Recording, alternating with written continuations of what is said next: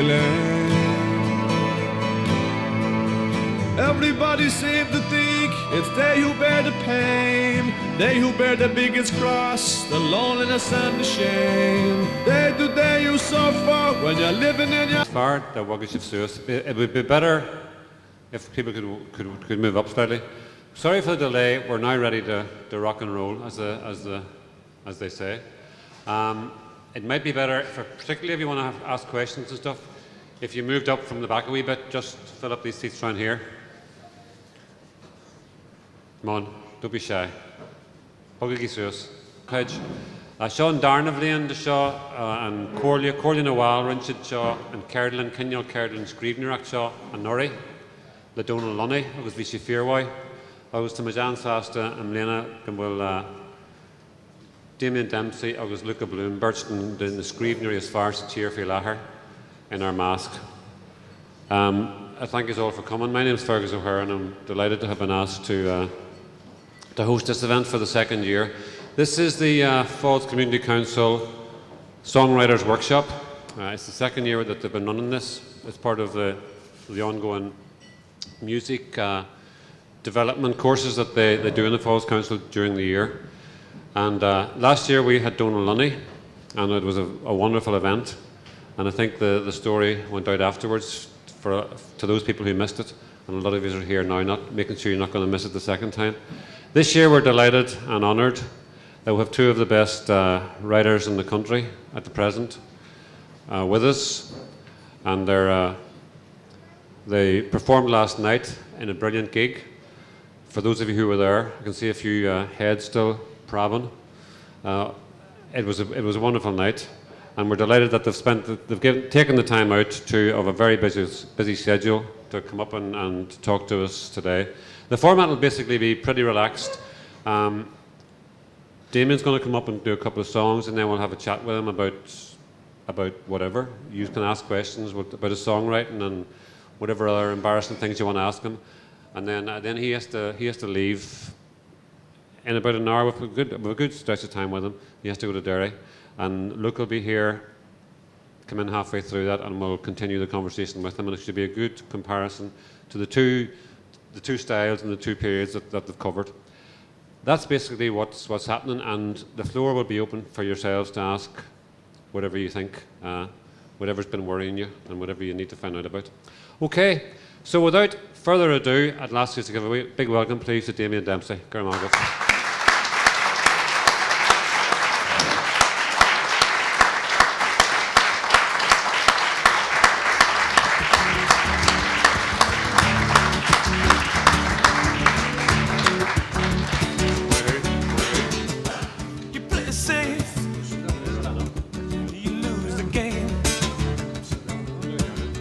Keep your secrets.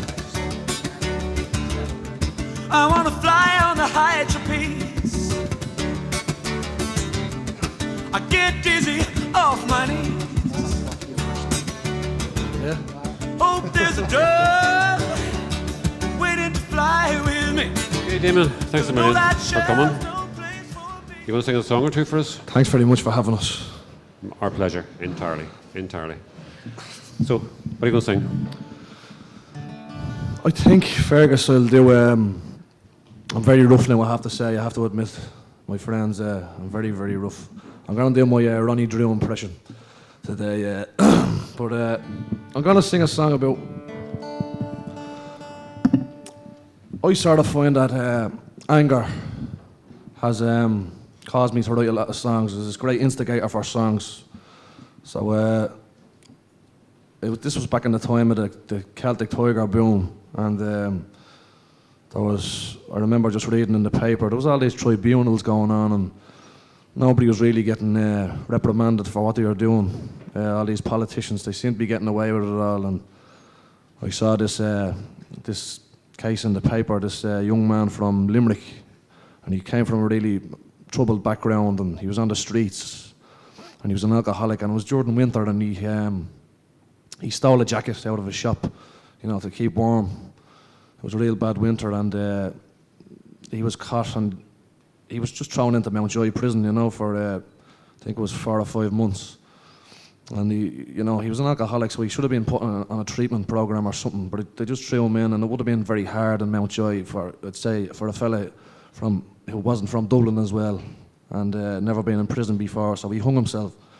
So that sort of struck me, and this Liam Lawler fella was he was doing a week here in prison and a week there, and whenever he felt like it, and he wanted to go to New York on a holiday with his family, so he said, I won't do the week here, I have to go on holidays, I'll do the week when I get back from holiday. So I just started thinking, this is all wrong. This is like one laugh for the rich and another for the poor, So I wrote this song, it's called The Celtic Tiger, and it's about the greed I see that creeping into Irish society as well. So I'll give it a lash.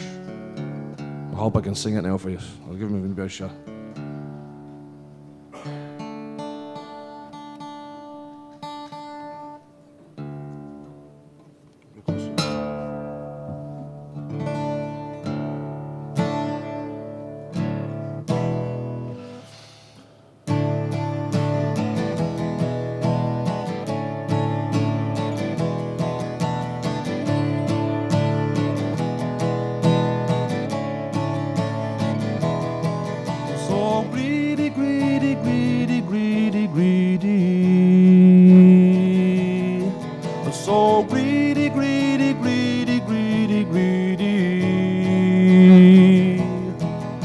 They say the Celtic Tiger in my hometown brings jewels and crowns, picks you up off the ground. But the Celtic Tiger does two things: brings you good luck or it eats you up for a supper. It's the tale of two cities on the Shamrock Shore. Please, sir, can I have some more? If you hear the tiger roar, run for the door, 'cause if you are poor, you'll be eaten for sure. And that's how I know the poor have more taste than the rich. And that's how I know that the poor have better taste than the rich. Hear the Celtic tiger roar, I want more. Celtic tiger roar, I want more.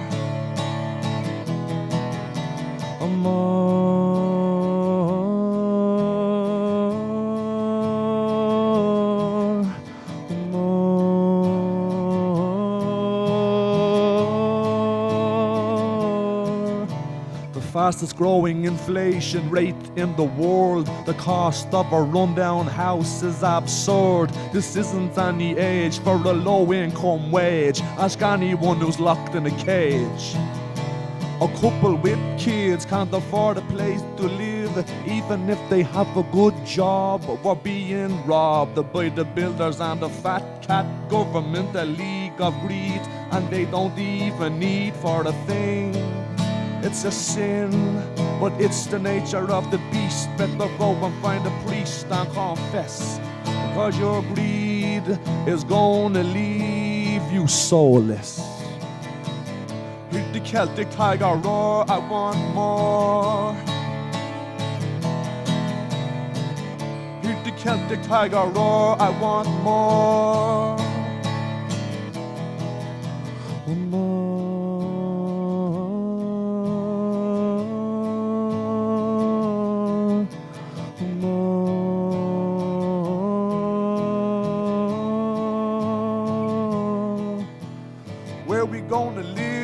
What we gonna do? We'll have to move in with the woman in the shoe. They're driving us onto the streets, or while the fat cat in government cheats and always gets away with his crime.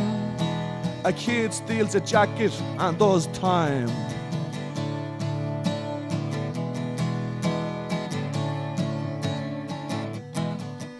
Just look at the world around you and tell me, why is there so much need?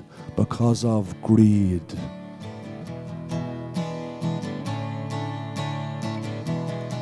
Because of greed.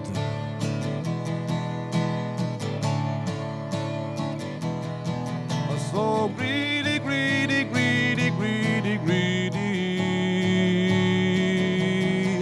So greedy, greedy, greedy, greedy, greedy. I'm so greedy, greedy, greedy, greedy, greedy. I'm so greedy, greedy, greedy, greedy, greedy. Hear the Celtic tiger roar, I want more. Hear the Celtic tiger roar, I want more. Hear the Celtic tiger roar, I want more. Hear the Celtic tiger roar, I want more. More.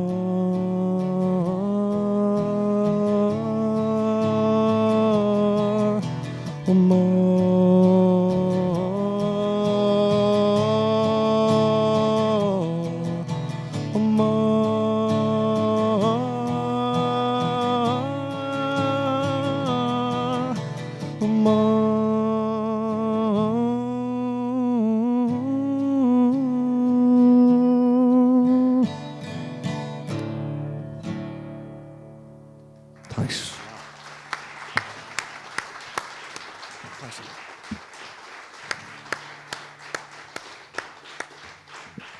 My who. That's very hard this time of the morning. Very. But now you've very loosened up, sure you might as well do another one, and then we'll start talking. Jesus. Do you fancy? I'll give it a try. Give it a try.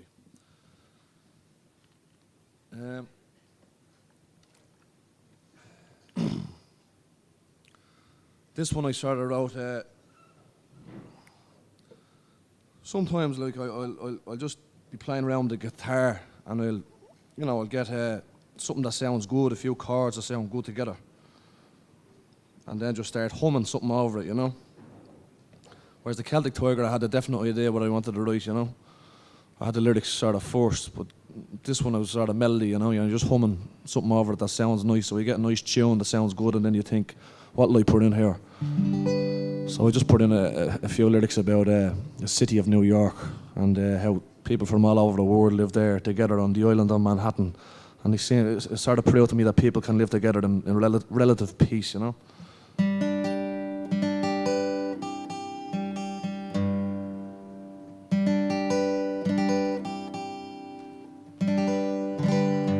This is a bit more melodic, but I don't know if I'm going to be able to hit the notes. So you'll just have to imagine what I might sound like if I was in good voice.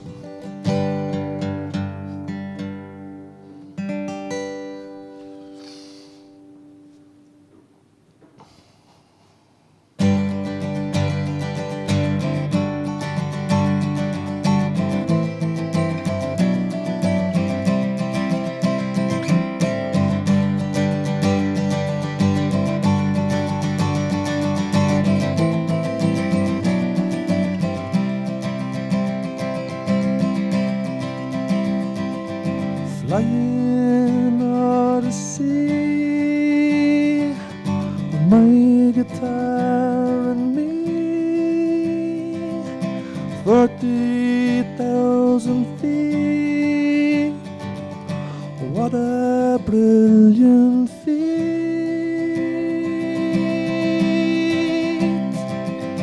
Go west, don't go east. A famine or a feast, we're treated better there.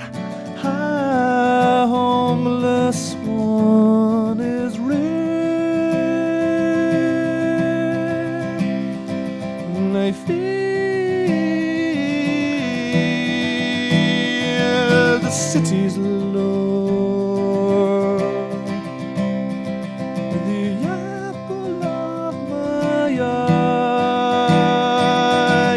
Cherish her.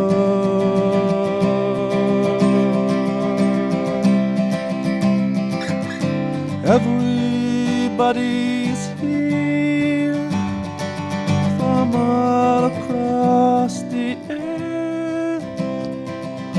Tongues and tribes galore. There isn't anyone.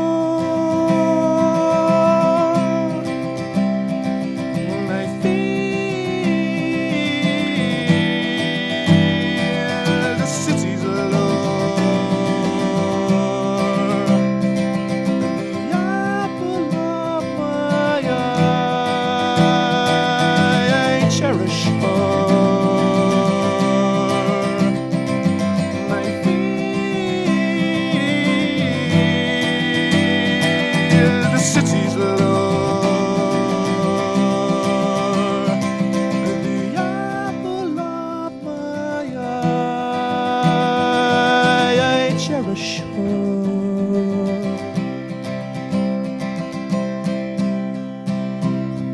New York, New York, I'm coming. New York, New York, I'm coming. New York, New York, I'm coming.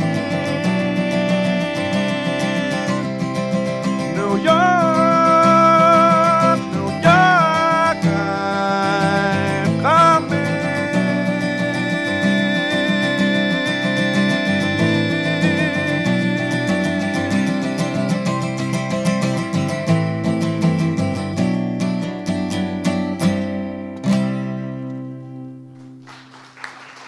Thanks a lot. Lovely.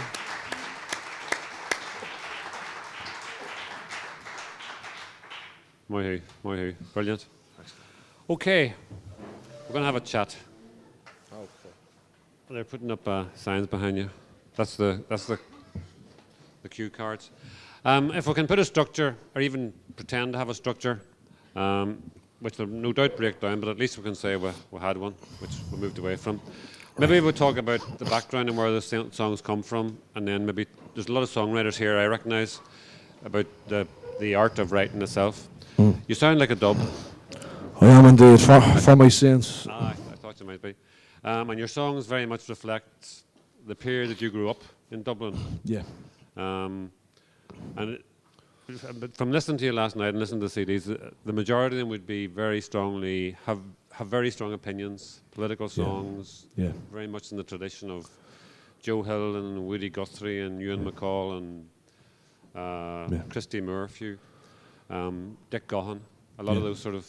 So would you see yourself in that sort of tradition, or where are the influences musically who have influenced you musically? Well, nearly everybody you've said there, Fergus, but I suppose, Christy Moore and Luke Kelly and people like that, and Sinead O'Connor and Bob Marley, and I suppose people, they didn't stand on the fence. They, if they felt that some injustice was being done, they spoke out against it, and they didn't mince their words. They just laid it on the line, And You don't mince your words yourself.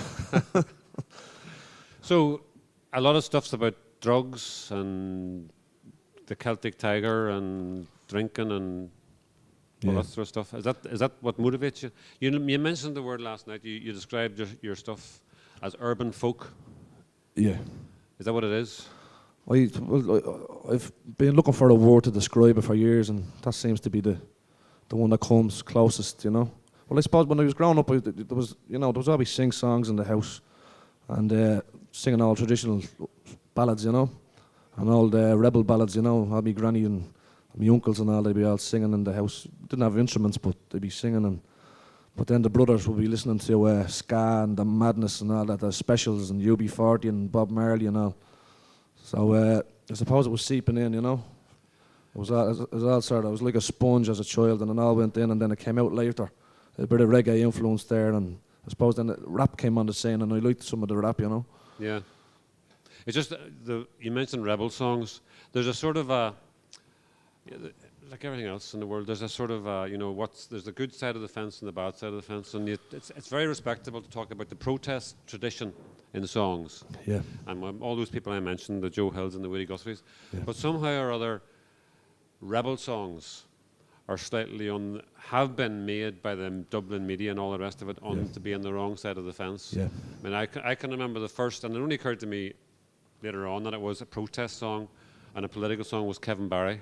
When you talk about after the parties and everybody lands home, and for my generation, you knew the party was winding down whenever Kevin Barry was brought out and 95 part harmony was done, and then everybody went home.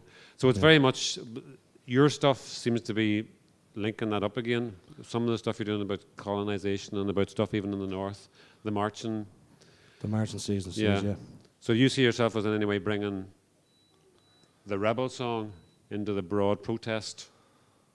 Yeah, I suppose so. Yeah, I wanted to. When I was in school, we weren't taught much about history at all, you know, especially Irish history, you know, or any the 1916 or 1798. It wasn't taught, so I had to go to the library to learn all this stuff, and so I said, well, the younger kids probably aren't being taught it neither down in Dublin, so I'll put it into a few songs and maybe try and educate them that way. The way I was educated by people like Christy and like that, you know. What age do you know anyway, Damien? 30 now. You're only, Sorry, you're only a child. You're only a child, Jesus.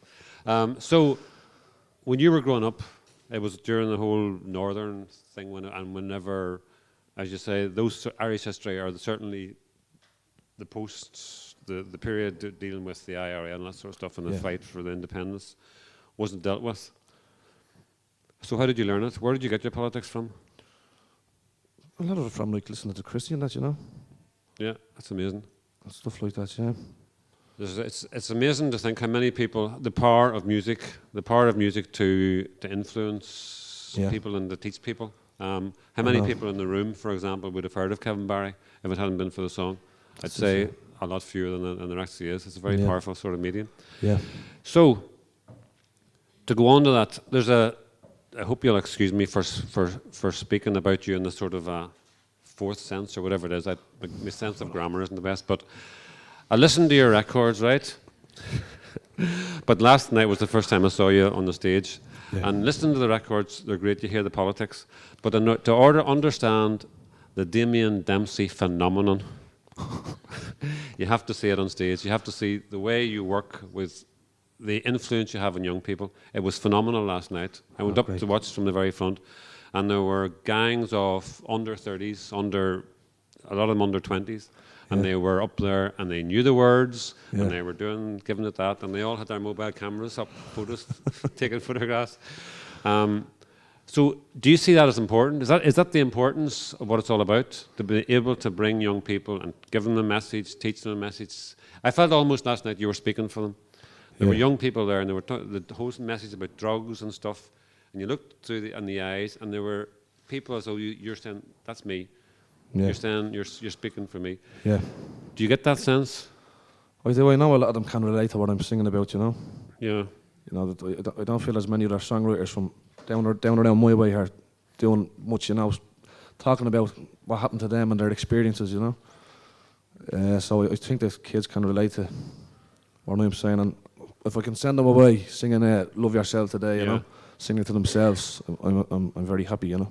So, between the songwriting and the singing, which gives you the greatest buzz or the best pleasure, or which do you enjoy most? Yeah, that last night. Last night? Yeah, when people are singing along, and they're all the big smiles, and they're dancing, and you know, they're singing every lyric. So it's the songwriting's the hard bit, the performance the enjoyable bit. Is that the way it works? Yeah, I have to write 10 songs to get one good one. I have about 320 songs, and about 270 of them are terrible. Woges, Melogen dear. I don't know about that. You mentioned earlier on, just in terms of the technicalities, and maybe if anybody wants to jump in with a question, stick your hand up. Ronan, you moved. There's the question of the lyrics, and there's the question of the melody. You were saying that one song there, you got the lyrics first, and then another song, this melody came into your head, and then you worked out. Yeah. How does that work? What way do you write? Does it words or melodies come to you? I mostly I'd sit down with the guitar and just get a few chords, sound together, sound good together, and then just get humming old melody over them. Sort of you're singing gobbledygook, you know, over it. And then I have my notebook, and I'd be writing down things, little phrases all the time, and then I look for a good line, you know, and try and stick it in as a chorus, you know. That's how I usually do it. How did you get started in all this?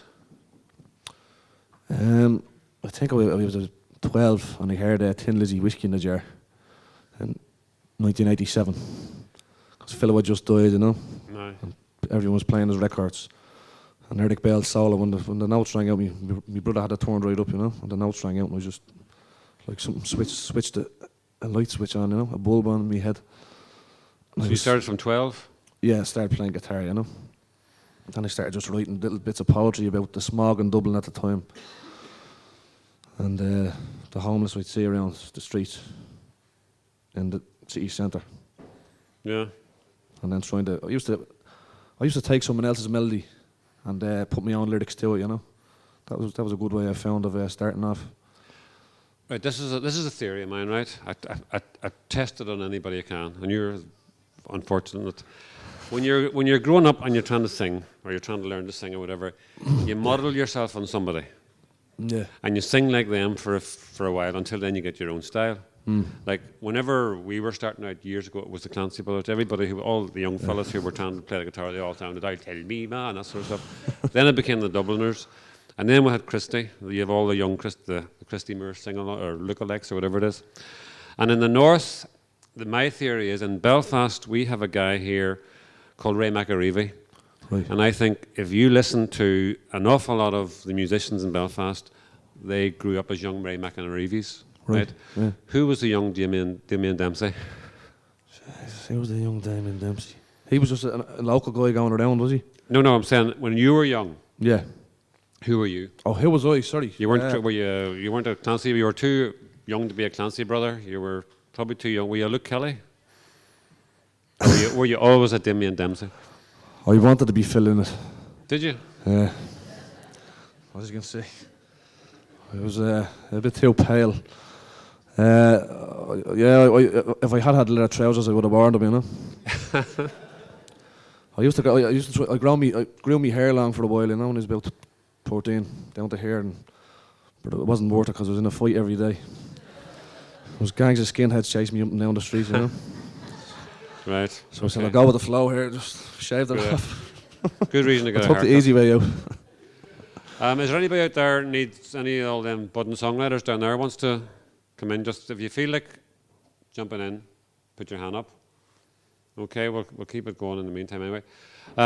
So you were a young fella in it. Yeah, I wanted to be, yeah. You wanted to be, and did you find yourself sort of trying to sing like him? Oh, I did, yeah. I Stand in front of the mirror and all that used sort to of stuff? play, I got electric guitar to try and play the solos, you know. I heard on. Did you do air guitar? I did in front of the mirror, yeah, and my brother caught me one day and I The reason I ask you, I was listening to Radio Triple FM, it's our local radio station for the festival, and they have a wonky news. And last night they announced the World Championship air guitar competition, and there's someone who's doing a PhD in air guitar. So we've all been there.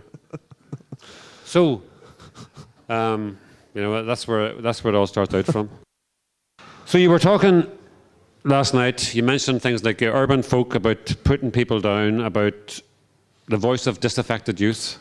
Yeah. Do you more or less consciously see yourself as trying to give a message to put a message, to articulate for a disaffected youth, or do you just write what's inside of you? And it just happens to work. I suppose I'd probably write for myself first, you know. Like I would have been, had a lack of self-esteem and very low confidence in that, you know. And I think Irish society, I don't know, can be very verbally abusive, you know, as well as physically it can be sometimes. I think it's just comes from so many hundreds of years of being, told you were nothing and no use. And I think it still comes out now, and people don't even know they're doing it, you know. So I sort of realised that and try to give myself a boost, you know, and I try the songs out on myself first, you know. Yeah. And if they make me feel a bit better, then I'll go out there and sing them, and hopefully it'll make other people feel a bit better as well. Just again, listening to you last night, I got this sense of your consciousness of Dublin and the problems, the urban environment, and kids growing up, and all the drugs and all the problems. But at the same time, you got this sense of a cultural, historical understanding from where you're coming from. Yeah. Which gives your songs a great depth and power, I think. Yeah.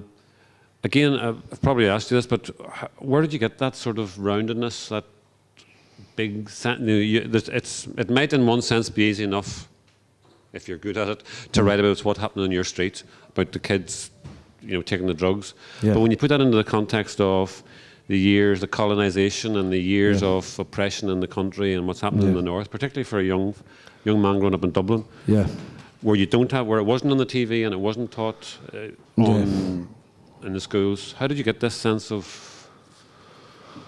I think I remember me. My brother was sort of. He was in the Féile years ago, and he was bringing in this stuff, and I remember just seeing a poster on his wall years ago. And it was just all these kids who were being hit by plastic bullets up here in Belfast, and they're all life support machines or killed and that, so, and he'd be bringing in this stuff, so other kids wouldn't really know about it, because RTE wouldn't be saying much about it, you know yourself. Yeah, I know, we know ourselves. Yeah, my grannies and I would have been singing all these old songs in the house when I was young, and like Kevin Berry and all these songs, and the Bald Fenian Men and all this, and then it was just, the years of colonisation and oppression were still happening, and so with, I wanted to know what was happening really up here, and so I just asked people and asked my brother. And basically what the strong message that's coming out of this is the power of song, both in how you can use it and how it influenced you. Yeah. That you learn stuff from songs and from your grandparents singing and that sort of stuff, which is an amazing message. Yeah. Like the old thing they used to say was the rich people who wrote the books and the people who didn't have the money who wrote the songs, and the story of the people is in the folk music and in the songs. Yeah. Very good. So, down to basics, down to brass tacks. Right. How do you write a song? How do you write a song? All these people, all budding songwriters out there, how do you do it? What's the secret? I'll get a phrase after, think of a phrase or something, if you want to start with the lyrics, which is always can be a very good way, like the Celtic Tiger or something like that, the apple of my eye, get a sort of a well-known saying or make up something, I'm never going to let your negative vibes and comments get through to my psyche and cripple me, something like that. Yeah.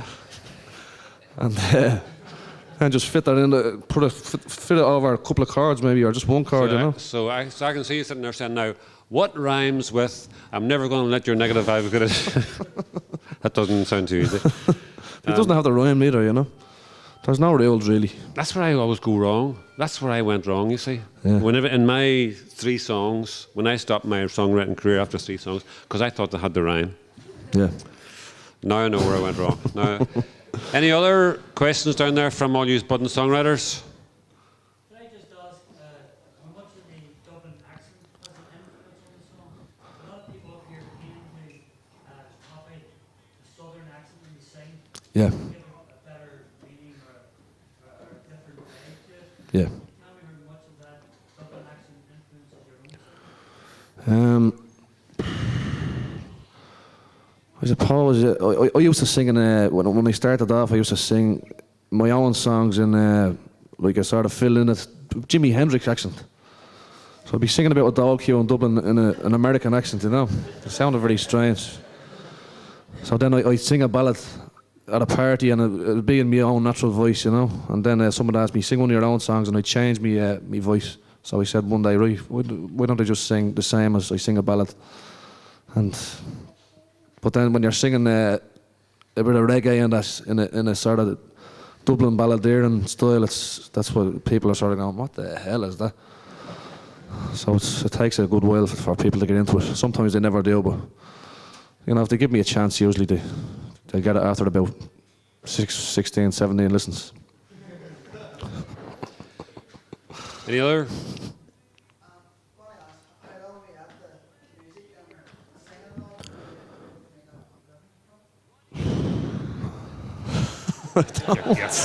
You call this living? All I own is the clothes I'm standing up in here. Well, it's starting to get. I'm starting to get a bit of a wage now. It's still a bit of a struggle, but I suppose it was about. I'm playing guitar about 17 years, writing about 15, I think I'm doing gigs about 12, so I was playing gigs about maybe 9 years before I started, I can get by without struggling, but I think you have to put things in perspective, you know, and my idea of struggling is, if you look at someone out in Africa, like, you have to talk on, yeah, right, because I have a full belly and a roof over my head most nights and a set of clothes and a few points, so you have to put things in perspective, really, you know. I'm doing what I love doing, and I feel I'm very lucky. Okay. Anybody else there busting the... Maybe we'll give Damien a bit of a break and ask... Oh, here, sorry, we have a question. Anyway, not too bad.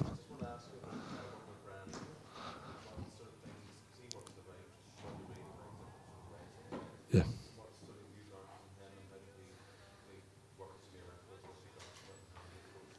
Yeah. I'll tell you, it was just... my manager was just working away on my album in London, you know. He's a London Irish fella. He used to be married to Sinead O'Connor, and he's produced a lot of her albums. My manager, but he's a friend of Brian Eno's, and Brian just knocks around to his flat now and again and asks him what he's working on. They have a cup of tea and go for a walk. But my manager just played the stuff, my stuff to Brian, and he just said straight off, you know, he just comes up with these ideas. I have an idea for that, just gives it, and he went away and worked on it. So I wasn't there when he was working on it, which was just, I was sick, you know, because I'd love to be there watching him. But I think he just he done a bit of guitar over the course with the brain, you know. It was amazing guitar, the atmospheric, and then he put 30 voices of his own, like a choir of himself, over the last outro, you know. And I think he done it in about an hour or something. He's that quick, you know. He's a bit of a genius, you know. So I didn't get to actually work with him, but I was just chuffed to have him on my album, you know. So dreams do come true, you know. No problem. Okay. Right, we'll give you a wee bit of a break and we'll get Luke up. Our next guest used to be the... Give it up for Damien. Oh, he's not gonna go away. No, you're gonna stay there. Thanks. No. You're just taking the microphone.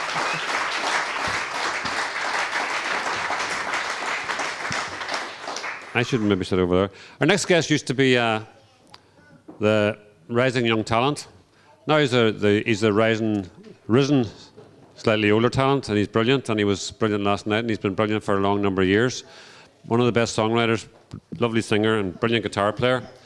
So can you give it for Luka Bloom, please?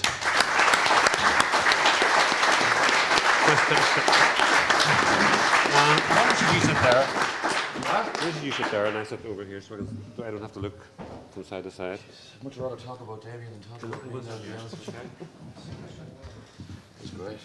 Right, we're going to have to do a bit of fancy microphone working about here. I've decided to sit here so I can look at both of you at the same time rather than having to go and have Barry making strange things behind me back. Sorry, take the bottle away. Why didn't you ask to take the bottle away when I was sitting there? Was I not doing that?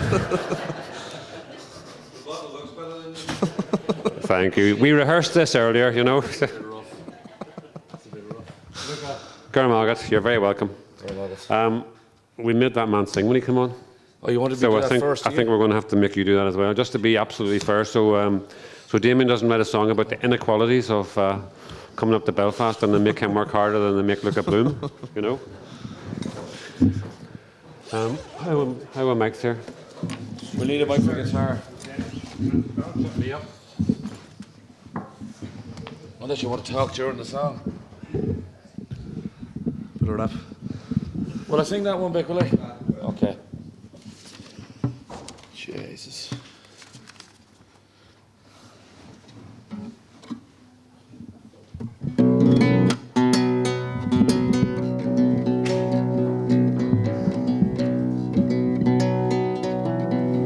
She's really nervous now.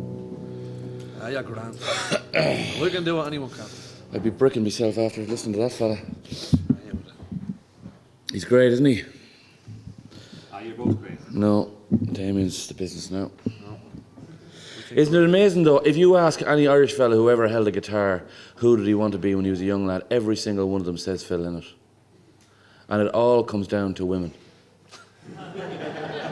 It's the truth. He was the sexiest Irish man ever. Am I right? You're not far behind I'm him. not too feckin' far off. Ah, yeah, fair play to you, David. I'm not your type.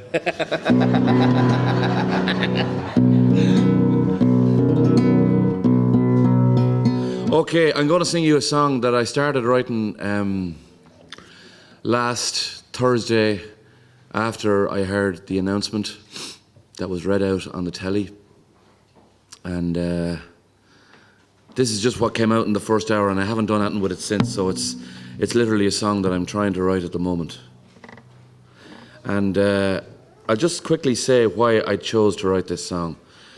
It was just something that struck me a lot in the last couple of days, is the whole notion of, I know that symbolism and language is very important to people, and there's something about the symbolism and the language of just a phrase, laying down arms, that doesn't sit right with me, because it seems like, it feels to me like, and I'm saying this from a distance, so excuse me if I've got this wrong, but for me the symbolism of laying down arms has a very negative connotation to it, because if I just show you what it's like if you just lay down your arms are lying there by your side and they're no use to yourself and they're no use to anyone.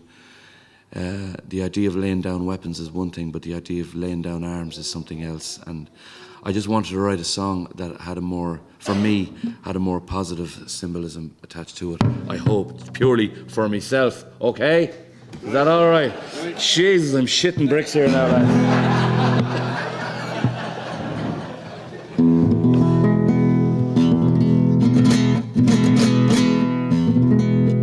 Turn up the guitar really loud so you can't hear the words.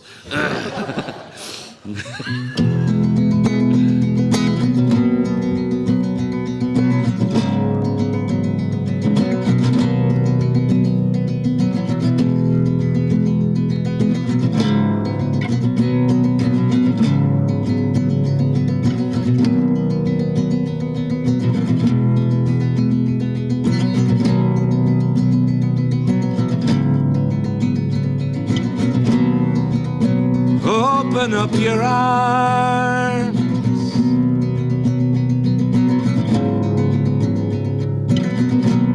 let the healing begin. For those of us still standing,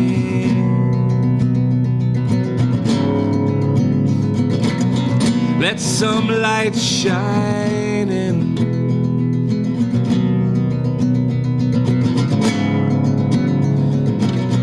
Shine on the hopeless days,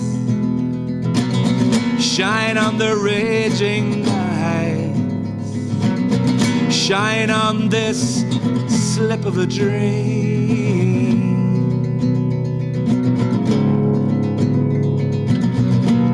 Give us all new lives.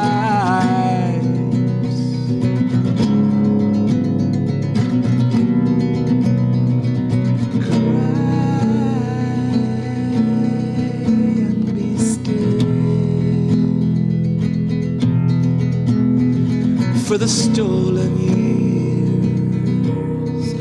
Cry the bitter tears.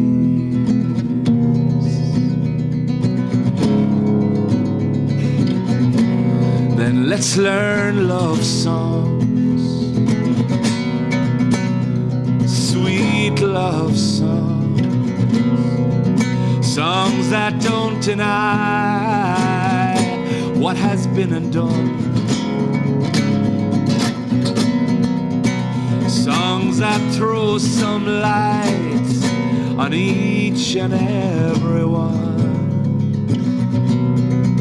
Songs that reach across divides and barricades. Songs that civilize and promise brighter days.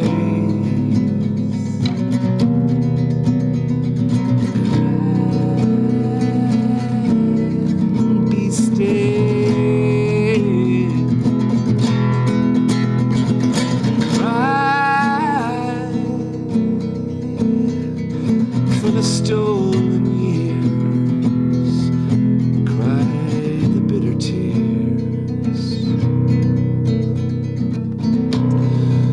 Let's learn love songs, sweet love songs, songs that celebrate though nothing has been won, songs that agitate for lives that might be fun. Why not? Why not? Why not reach out and be a star? Why not? Why not?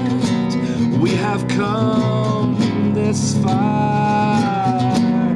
We have come this far.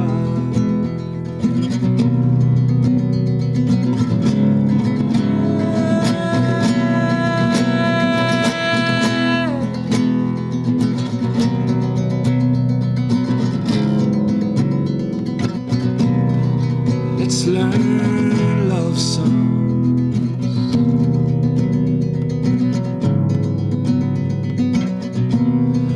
open up your arms.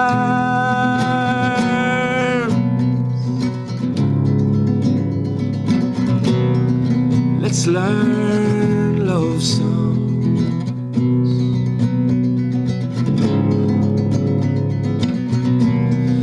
open up your arms.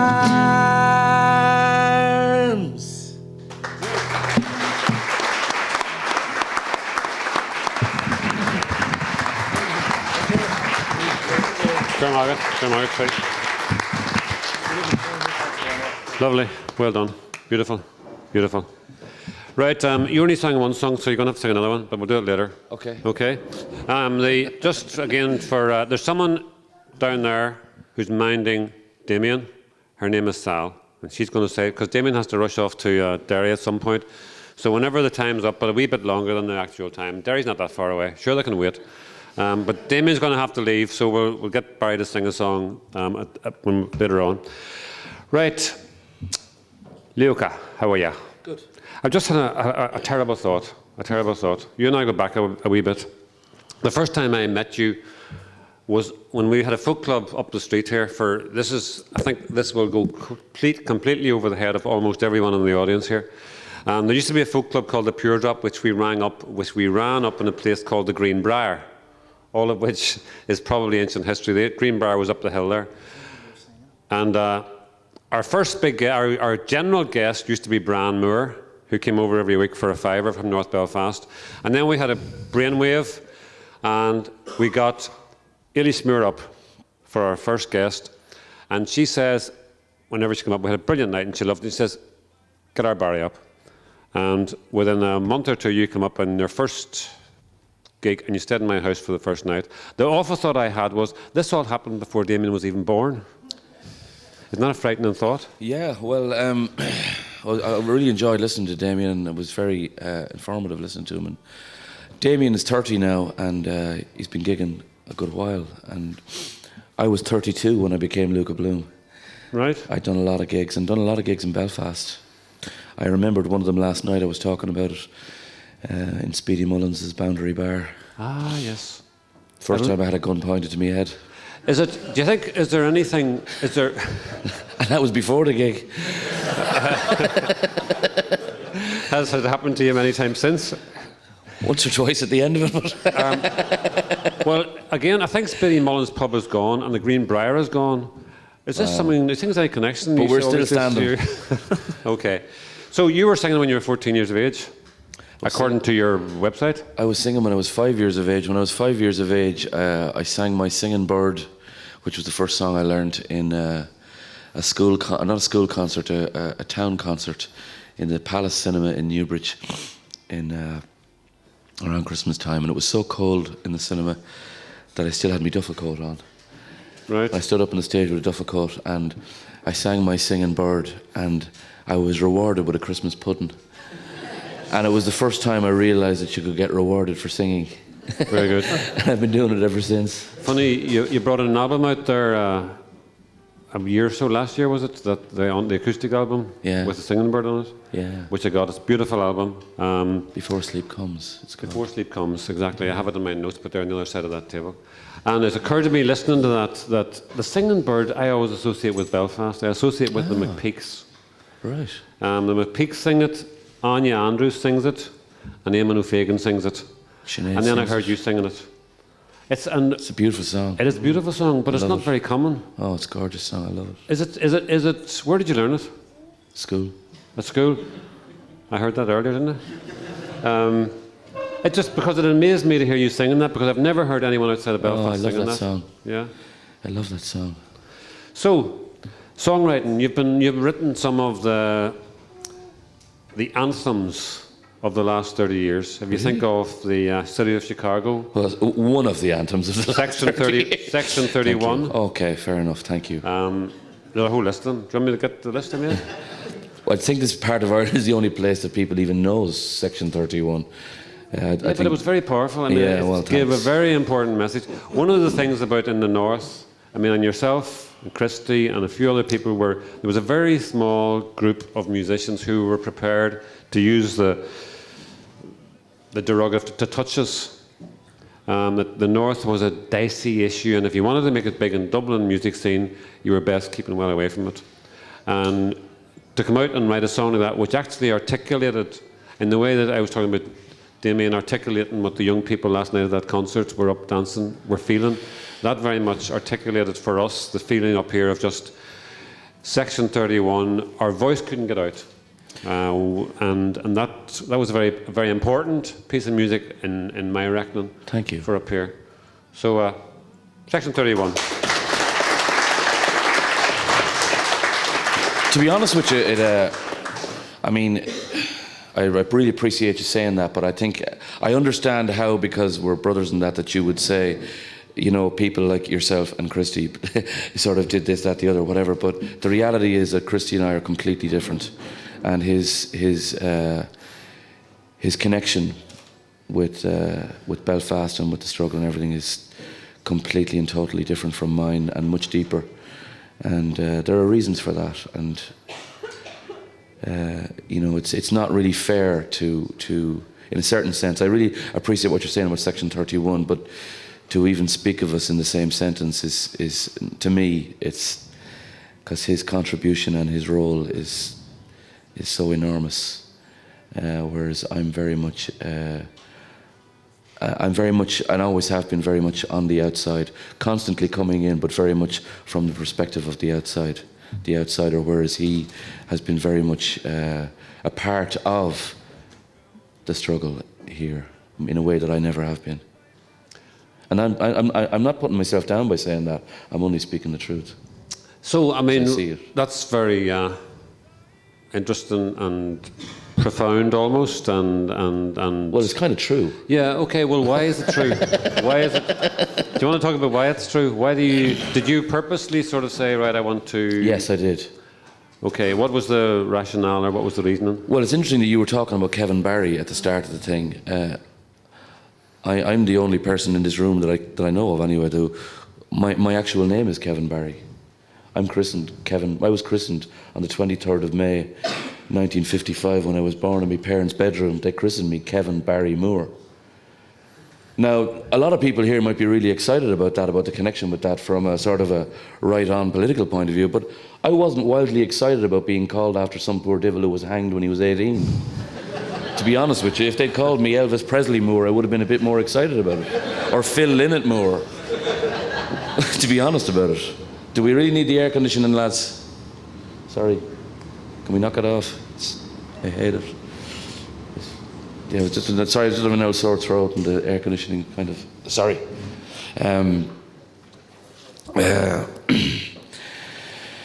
So, I talked a little bit about this last night. I've thought an awful lot about this the last couple of days, actually, that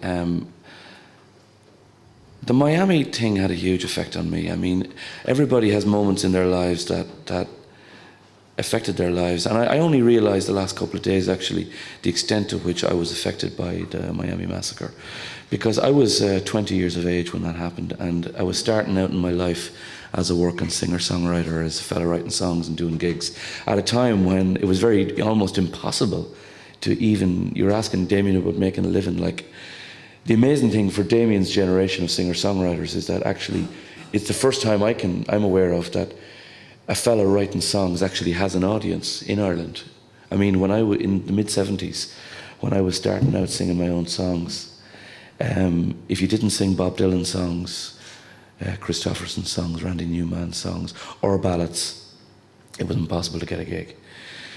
And but it's just what I did from the age of 14. All I've done is write songs and sing them, and it was really, really difficult. But I did a TV show when I was about 15 years of age. It was a talent show, and it was 3 lads from school. My other brother Andy and myself and a guy called Pat Kilbride had a little band in school called A's Triple X. Really sad, but we were entered this talent competition and the guy who won the talent competition on that thing was Fran O'Toole, the singer with the Miami. And so right at the start of my working life, this guy is blown away, and I wasn't a fan of the show band thing or anything, but I liked him, and I liked the vibe off him, and I was really affected by that. And I sort of said last night that I made a promise to myself after that happened that I would always come to Belfast, because a lot of people in my part of the world at that time stopped coming to Belfast and other places in the north because they were afraid. But I made a conscious decision to myself that I would always come, but that I would always not participate politically through my songs, and that I would not use my songs as a reference point for my career, that I would always sing about things that were personal to me, and that I would always sing love songs. And I've always been a bit different anyway. I've always been a bit of an old romantic. I've always been that way. So for me to come in and doing the whole right on, I'm witchy all the way, I was never like that. As soon as a fight started at home, I was fucking running a mile, to be honest with you. I was I'd be lying. I'd be lying if I was to try and come in here and pretend to be something that I wasn't. And so I made a mess with Christy either, Luka. Huh? I wouldn't mess with Christy either. Well, there you go. You wouldn't want to fucking mess with him, I'll tell you. Jesus. Okay. Am I making any sense? You've been deeply profound and very interesting, yes. And that's not to be cynical. I just have to. Sal is beating me around the head metaphorically and saying Damien has to go. Damien, you want to say a few words before you go, or anybody want a last question with Damien before he goes? I'll just say yes. The City of Chicago was a real song, one of the first songs I learned on the guitar and played, and a brilliant song. It broke my heart and I loved it. Thanks, Damien. He's going to sing it before he goes, so then maybe you should stay. He's not going to... I'll sing it for him now before he goes. Okay, good idea. You sing the chorus with me? Sing the chorus with me. Yabba dabba. Wow, this is a buzz. Me and Damo singing City of Chicago. Lovely.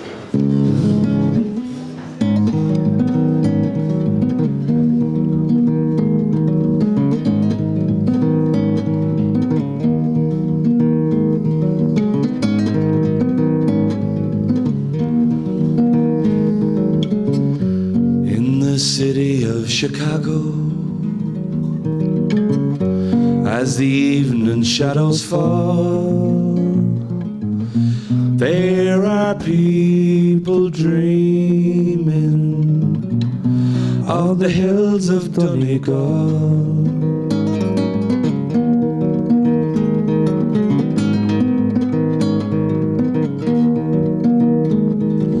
1847 was the year it all began. Deadly pains of hunger drove 1 million from this land.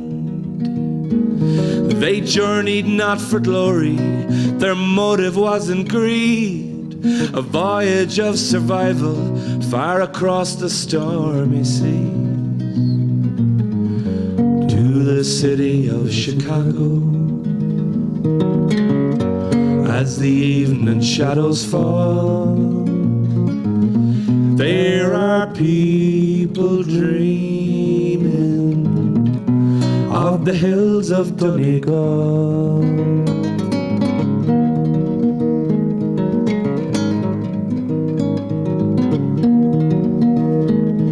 Some of them knew fortune, some of them knew fame, more of them knew hardship, they died upon the plains. They spread throughout the nation, they rode the railroad cars, brought their songs and music to ease their lonely hearts. To the city of Chicago,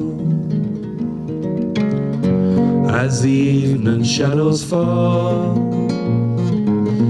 there are people dreaming of the hills of Donegal.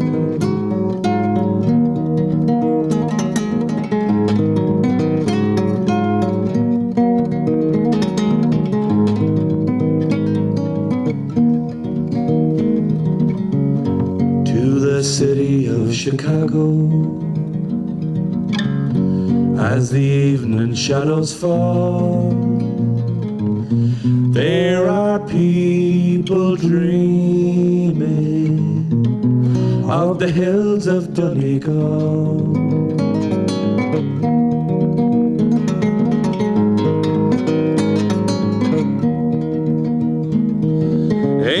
'47 was the year it all began. Deadly pains of hunger drove 1 million from this land. Thanks, Damien. Thank you. God bless you, man. Thanks, Damien.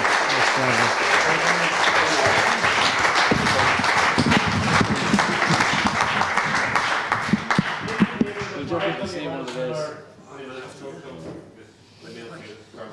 Thanks, Damien.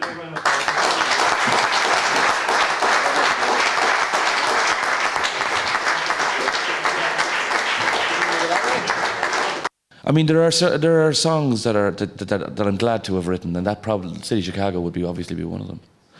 Particularly because Christy made it so successful, it paid the rent a couple of times. Just you keep referring to Christy. You realise now up here that people talk about you as being Conor Byrne's uncle. And rightly so. And rightly so. Conor's with us, and he's organised the festival, or he's the events organiser for the festival. He's also Eilish, whom we mentioned earlier, Eilish's son. So it's we're taking over. We're taking over between Branmers and Eilish Moors. So the Moorfia. The Moorfia. You started writing when you were 14. Yeah, sad bastard love songs. Love songs. So how did it happen? What was the end? I was no good at football. It's the Phil Lynott. It comes back to the Phil Lynott thing. I was no good at football. I was no good at any sports, and the only way, and I was no good at dancing, and the only way I had in was, and I heard fellas like Donovan and Bob Dylan, and I was immediately drawn to the fellas who, for some reason, who wrote songs. I just loved the idea of. I mean, I enjoyed singing, like I said to you. There was always singing in our house with Eilish and Christy and my mother, and you know, so we all sang. So, but for some reason, I was immediately drawn to the lads who wrote songs. I can remember the first time I heard James Taylor. He had a song called "Fire and Rain," which is all about heroin addiction. And I was 15 years of age. I didn't even know what heroin was, but for some reason, I connected with the song, and I connected with the feeling of the song. You know, I've seen fire and rain. I've seen sunny days that I thought would never end. I've seen lonely times when I could not find a friend. You know, and for some reason when I was 15, I connected with the emotion in that song, and ever since then I've been expressing myself through songs. So how do you go about it? Some of the same questions I asked Damien earlier. What's the process? Do you get an idea in your head and you develop the idea? Do you get a tune in your head and you develop the tune and put words to it? The most important thing about writing a song is to be yourself. I mean, that really is the most important thing about writing songs? Because like you were talking earlier on, who were you? I suppose I was James Taylor, Bob Marley, Bob Dylan, but at a certain point, it takes a long time, and Damien again was talking about, you know, doing gigs for 9 or 10 or 12 years. I was doing gigs for probably 15 or 16 years before I was able to pay my own rent. And part of the reason for that is that this incredible journey you have to go through to just be content with yourself and not to want to be like anybody else. Because when you're writing a song at the beginning, you think of your favourite singers, whether it's Bob Dylan or Bob Marley, or whether it's David Gray or Christie or Damien Dempsey or whoever it is. You know, I used to sing in an American accent, and it drives me mad now when I come across fellas from Dublin or from Kildare or wherever, and they're singing like they're from feckin' Arkansas. And you know, it can be a long journey, because we start off from a position of having no belief in ourselves. It's true of all of us. I've never met a singer-songwriter who was a really naturally, really confident person. It was really interesting I met Samantha Mumba last night. I was completely starstruck backstage on the Beachmount last night, because Samantha Mumba's in town. She's doing a movie. Yeah, we saw her. And I met her backstage, and God, I was a real gobshite, actually. I was all over her. It was terrible. Telling her how great she was, not all over her in the way that your dirty minds are thinking. In my dreams I might have been, but... Huh? No, I don't need it, sure. Oh, they're looking for it. It might be in that bag over there, Connor. Thanks, no problem. Grand, Connor. This thing of confidence. I am coming around to songwriting, but really, what I loved about meeting Samantha Mumba last night is she had a lovely natural confidence about her. You know, she was just smiling, bubbly, yeah, how you going, how's it doing? And maybe it's her generation of young people in Dublin. A lot of them have that, but I certainly didn't have that starting out, or when I was her age. Damien didn't have it, and most of the people I know don't have it. Very introverted people, and it's a very difficult transition from sitting in your room writing the song to performing the song on the Beachmount or anywhere. But it's the most important thing as a songwriter to somehow arrive at that place where you say to yourself, the best thing I can be in this world is myself. However flawed that is, however imperfect it is, however, pardon the French, however fucked up that is, the most powerful thing I can be in this world is just myself. And in my case, part of that was actually changing my name. So let's talk about that. Just a wee second. Tree, there's a ping coming out of... Take off a bit of treble off my vocal mic. Thanks. So just on this this name changing thing, let's just deal with that. Luka was Barry Moore, for those who don't know it. He still is. Still is. That's what I want to ask you. When you have your feet on the sofa and somebody says, get your feet on that sofa, do they shout, Luka? Gobshite, they call me. Gobshite? Yeah. Or do they shout, Barry, get your feet on that sofa? Yeah, well, actually, some of my family call me Luka now. I mean, some of the people... It's just a nickname. I don't take it all that seriously. I mean, you can't give yourself a name that's as pretentious as Luka Bloom and take it seriously and expect to be taken seriously. I don't take the name seriously at all. I mean... You know, I often wonder, does the Edge's girlfriend, when she's calling out his name when they're making love, does she go, oh, Edge, Edge, Edge, you know what I mean? Do you know what I mean? It's not quite, but anyway. It's amazing the number of people, actually, and then it comes back to the shyness, because a lot of the people I'm talking about who write songs, an awful lot of them actually use names that aren't their own. Mundy, Bob Dylan, Neil Young, Neil Diamond. A lot of the people, and I've thought about this a lot, and I think it comes back to confidence and believing in yourself. And I actually, when I made the decision to do this, I'd already made 3 albums in my real name, and it was at the point of going to America I decided to give myself an anonymous identity for my work. And there's something about it. There's 2 things I'll say about it. One is I came across a thing called the theatre of the mask one time. Where there's a kind of style of theatre where people walk around on the stage and they're wearing masks. And when reading about it, they explained it this way. They said that having the mask over the face takes the importance off the face. and it allows people to just really connect with what the person is saying. So what the person is saying becomes more important than the person. And funnily enough, I read something recently about the same thing, that Joseph O'Hare, Joe Heaney, the great Irish singer from Connemara, he talked about traditional Irish singers in Connemara. They used to be called an Cuainneoir. And Cuainne is the Irish word for the corner. Yeah. And an Cuainneoir was the man who sings in the corner. And seemingly in Connemara, and maybe it still happens, I don't know, but in Connemara in the old days, the man who would sing the song, who would tell the story maybe of the fisherman who was drowned or whatever story he was going to tell, he'd stand in the corner, and if he had a cap on, he'd pull the cap down over his eyes, and if he hadn't a cap on, he'd put the hand over his eyes so that people wouldn't be looking at him and he wouldn't be looking at people. In other words, the thing that's important is the song. That's what I've always wanted. I always wanted people to just listen to my songs. I always hated all this shit about your personal life or the kind of thing that people have to do for publicity for their music. I always wanted, and to be honest with you, I got a pain in my hole with people talking to me about Christy. Mm-hmm.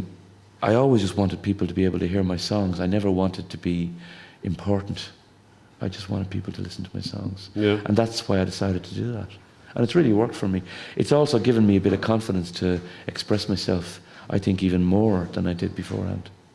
That's amazing. I mean, I assumed it was Christy's shadow was so long in Ireland that if you're trying to make a name for yourself as a young singer, it's very difficult to get out from that. So well, to be honest with you, when I went to America in 1986, which was the time that I chose to do it, it wasn't really such a big shadow in America where I was going.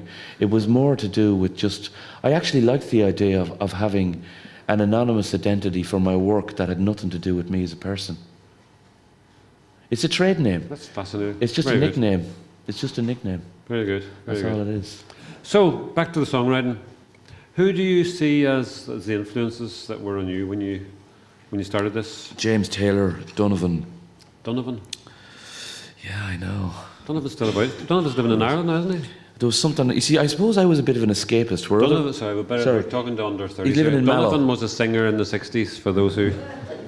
They call me Mellow Yellow. Yes, all those things. He was way back in the 60s, there was always, you had Bob Dylan, and then the British equivalent was Donovan. You had, what do you call her, the singer? Melanie? No, the big Bob Dylan's female. Joan Baez. Joan Baez, and her British counterpart was Julie Felix or something like this. So they had the sort of the second, and poor Donovan was the sort of the Brit version of Bob Dylan. That's a terrible insult on the man.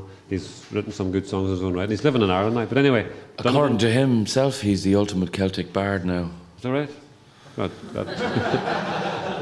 thought that was Malachi Duffin's label down there. But Malachi, you better watch out there. Donovan's on your tail. So Donovan, James Taylor. Some guitar players like Doc Watson, a beautiful blind American, beautiful man who I only recently met, who just sang these gorgeous country songs. But I think I was more into escapism, always was, and I think that my song, the kind of people I sought out were people who were slightly kind of loners, and Dylan was a bit of a loner at that time, and a bit more, I suppose, in the early days, particularly, very kind of introspective kind of thing. And yeah. Though you've got, as I said earlier on, you had written some very strong political songs with a very strong statement. A lot of your work tends to be self-reflective love songs, person-to-person experience, travelling in Germany, that sort of thing as well. Is that a conscious thing, or is that just what happens? I think that if the only politics I ever see in my songs is with a very, very small p. And what I mean by that is I'm really interested in the politics of people's everyday struggles. I'm not a huge believer in the power of music and song to change the world, but I am a huge believer in the power of songs to transform people's lives. I know that my life has been completely transformed by the singers and the songs that I heard growing up. But what really interests me most of all is the is the everyday struggles of people's lives, and a lot of my songs come from my contact with very ordinary people, and I love the whole idea of transforming the ordinary and turning the ordinary into the extraordinary. And a lot of my songs come from very simple conversations I have with people, and from things people tell me about themselves.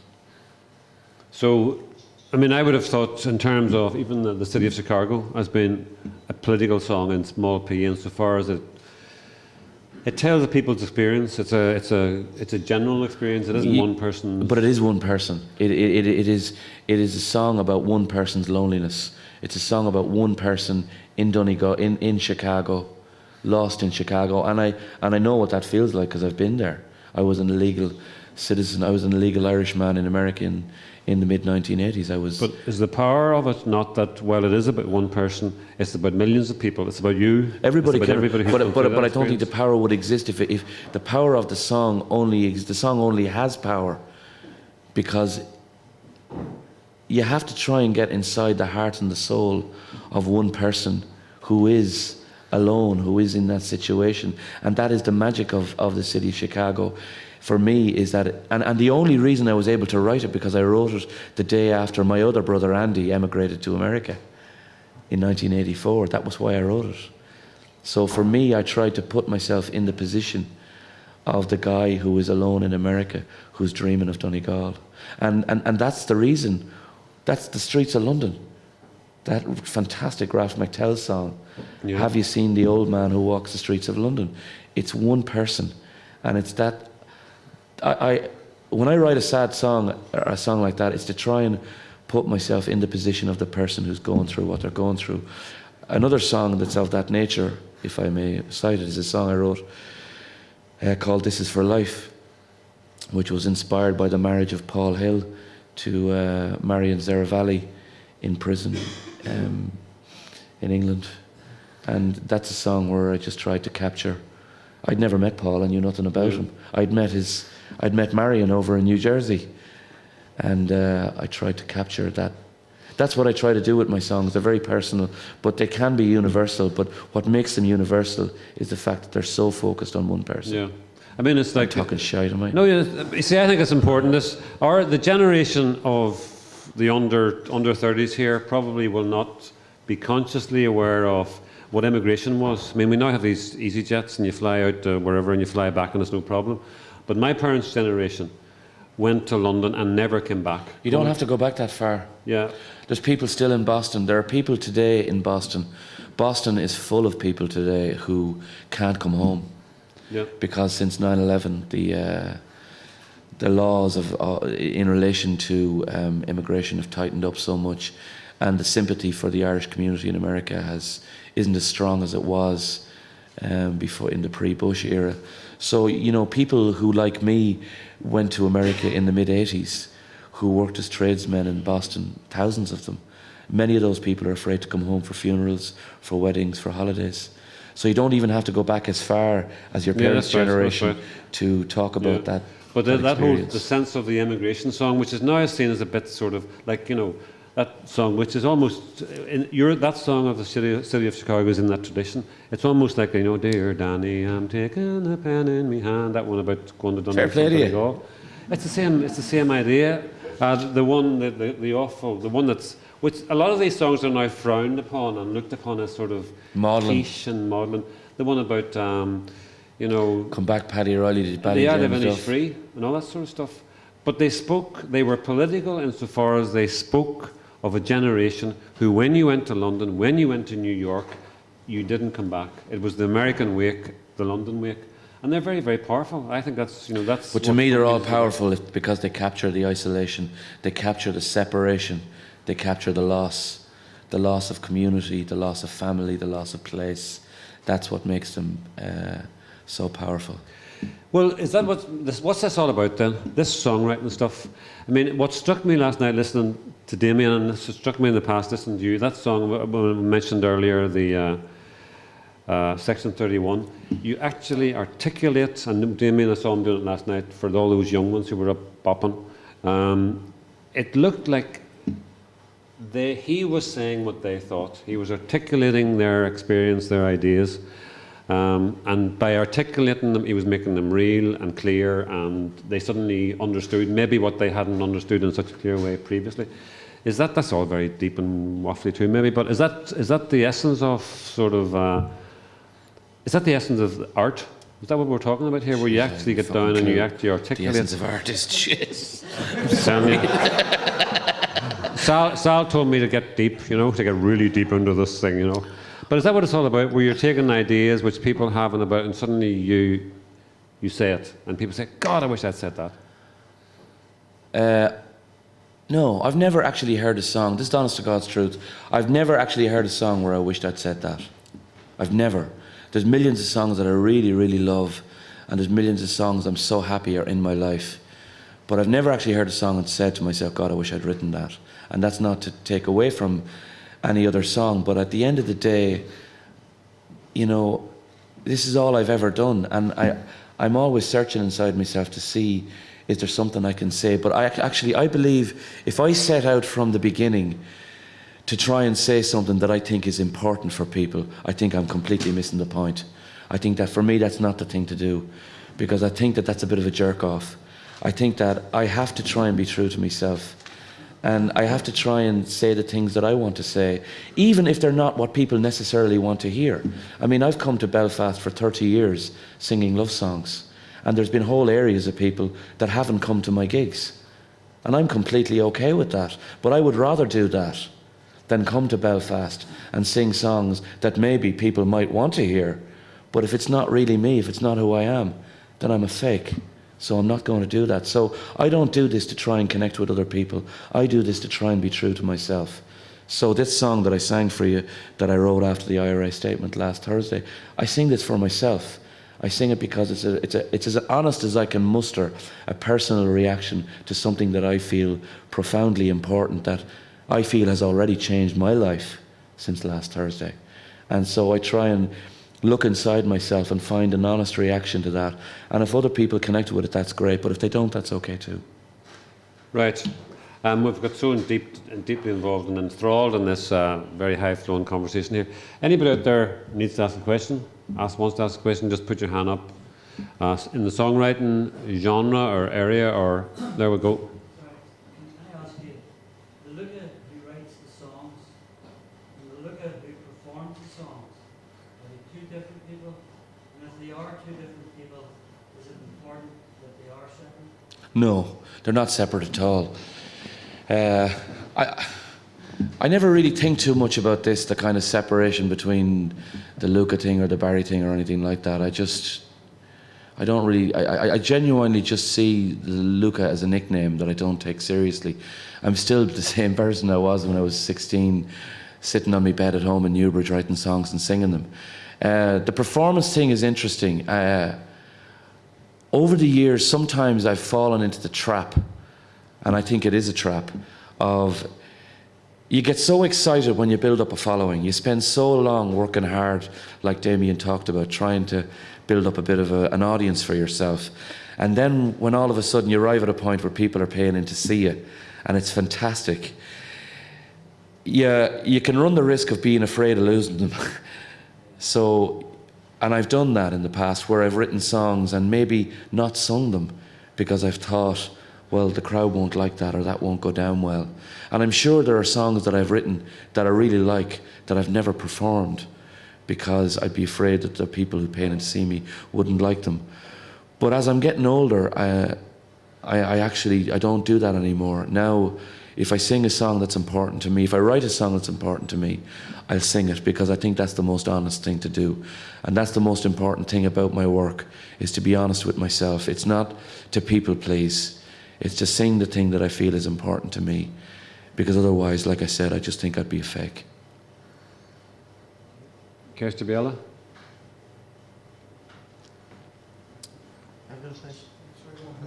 Go ahead. Do you ever feel yourself being pulled in like different directions musically,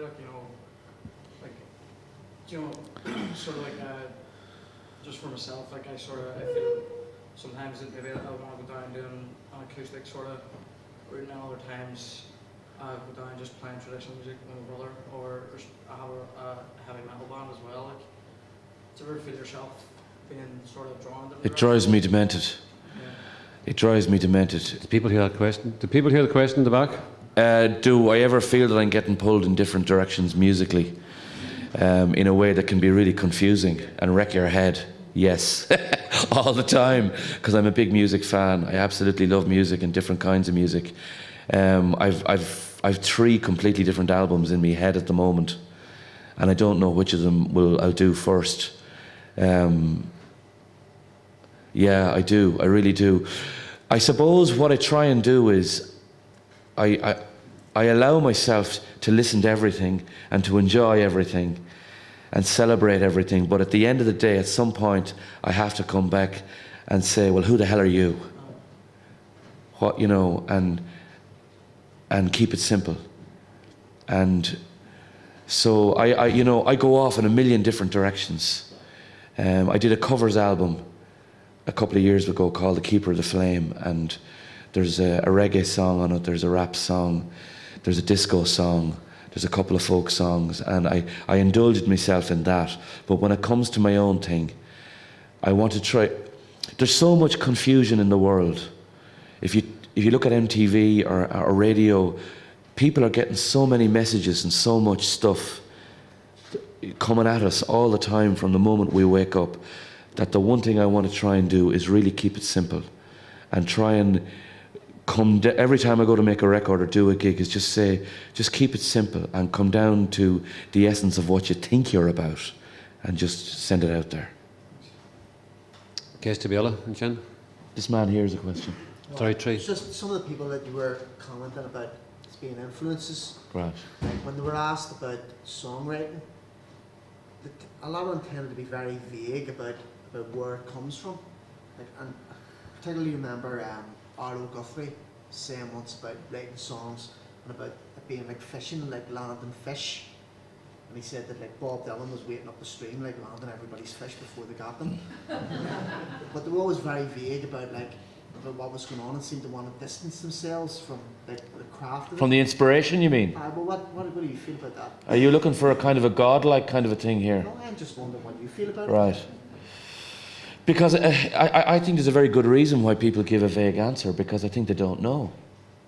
And I think that anybody, I mean, for me personally, when people say, you know, I get it all from God, like, fair play to you. Do you ever notice when somebody is getting an Emmy or a Grammy award on the television, you know, they thank the lawyer, they thank the manager, and somewhere along the line they thank God, usually after the manager and the lawyer. And like, I just don't know where the inspiration comes from. I'd love to be able to say to you that I get up in the morning and I get down on my hands and my knees, which I do, and that I know what I'm praying to, which I don't. I have developed over the years a kind of a trust that I'll be taken care of, and there's something that I say to myself when I'm approaching singing or writing songs, that if I have something that I want to say, it'll come to me. If I have something that I feel needs to be said, it'll come to me, and I have to trust it, and I have to be patient, and I have to do the work. So I'd love to be able to talk to you about inspiration, but I can't, because I don't understand inspiration. I don't know where it comes from, and I apologise if that sounds vague, but I think the honest answer is to be vague about it, because I think you'd have something much more serious to worry about if I claimed to know where it came from. How do you know when something's shit? How do you know when something's shite? Usually by the reaction the first time I sing it at a gig. So you would try it all out? Absolutely. I just sang a song there right now this morning. Before I said a word, I sang a song that I've never sang in public before. I have no idea whether people thought it was a good song, a bad song, or they were completely indifferent to it. But it's an important song to me. And so there are songs that I've written that are very important to me, but I don't sing them in public. But inspiration is a very hard thing to talk about, because it's different for different people. There are people like Moya Brennan from Clannad, who is openly speaks about her Christianity, coming through in her singing and in her songs. And fair play to her, and I really admire her, but I don't understand that. I just don't understand it. Bono would talk about the same thing. He doesn't talk about it, but I know that there's a big Christian thing going on, and fair play to them. I just don't understand all that. I just feel I write songs much better when I'm sitting down with a guitar in my hand. I just go to work. It's a work thing. I live in constant fear of ever having to get a job. And I find that very inspiring. Okay, we're drawn on 2 o'clock, and I think very reluctantly, because I could sit here and yarn all day, but I think we need to sort of start. Does anybody wrapping else up. want to ask anything? So are there any more final questions, and then maybe hopefully Barry will sing us a song, or Luke will sing us a song, or both of them will sing us a song? I'm a schizophrenic and so am I. What tune do you use for the guitar? Oh, jeez, we're going all technical now. It's always the lads that ask me that. What tuning do I use? I use a very odd tuning. I never had a guitar lesson in my life, and although I will say the guitar is a very important part of my songwriting, because it just is. I love the guitar, I always did. The first time I ever held a guitar was Christy came home from England after he'd sort of given up on the oil rigs and gotten into the bit of ballad singing in the folk clubs in England. And I would have been about 9, and it was actually a Spanish guitar with gut strings in it. And I can still remember how I felt when I held the guitar. I just had this incredible feeling of deja vu. Of I didn't use. Oh wow, this is deja vu. I was 9 in Newbridge, you know, but it was just. I was really at home with myself, at peace with myself, in a way that I can't explain for a 9-year-old.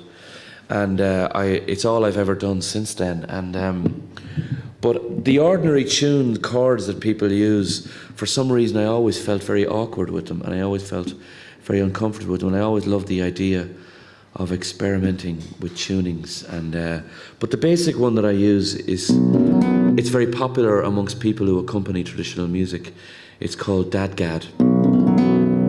But for my voice, I tune it down low again, so it's not really dadgad, it's cackfack.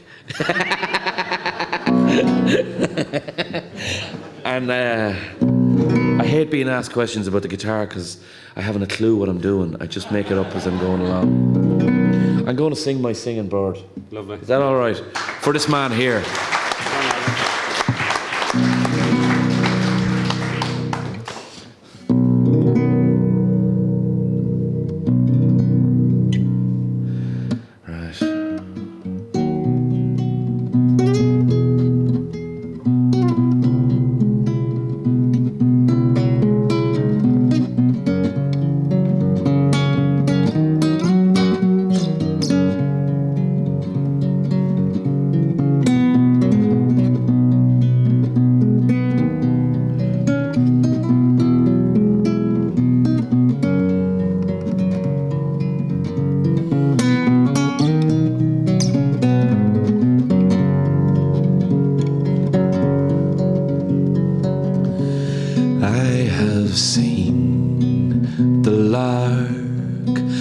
soar high at morn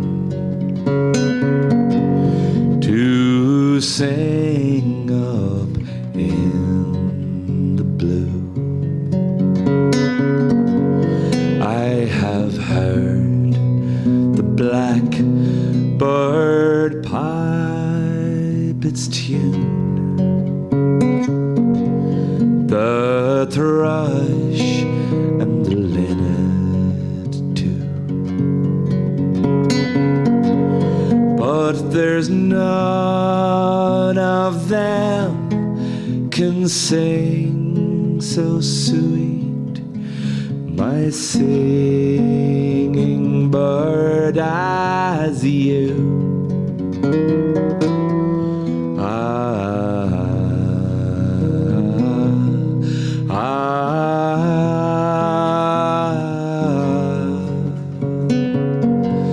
My singing bird as you. If I could catch my singing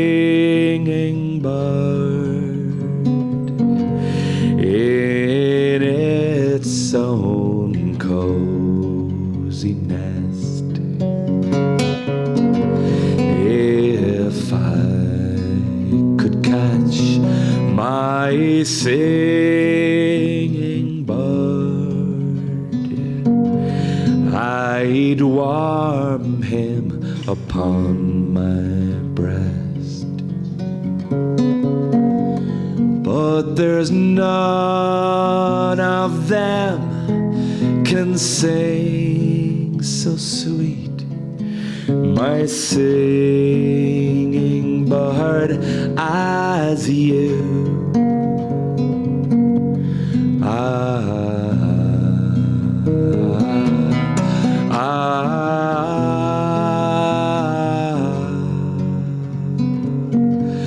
My singing bird as you. And I would climb the high, high tree, and I'd rob the wild bird's nest, and I'd bring back my singing bird to the arms that I love the best. But there's none of them can sing so sweet, my singing bird, as you.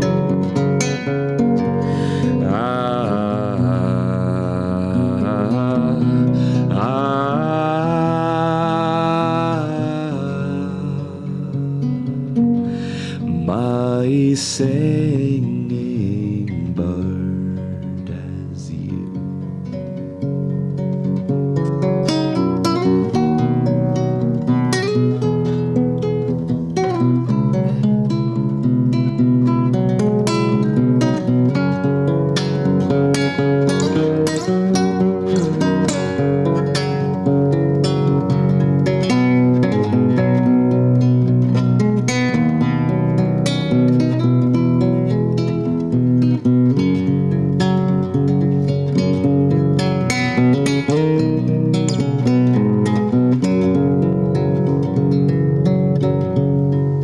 Thanks very much.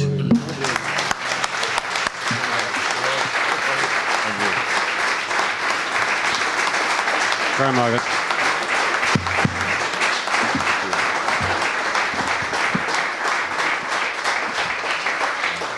Okay, Gura Margaret, Luka Bloom, and I think that's a beautiful way to end. I'd like to thank a few people. I'd like to thank Sal, who's pulled this together, and Tree, who's been behind there, pulling it together, the sound.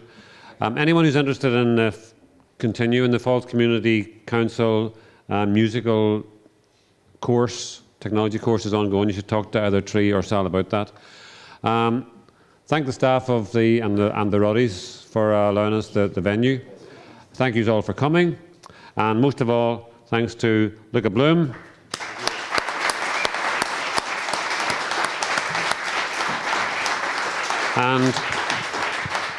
And while he mightn't hear it, a big round of applause for Damien Dempsey as well.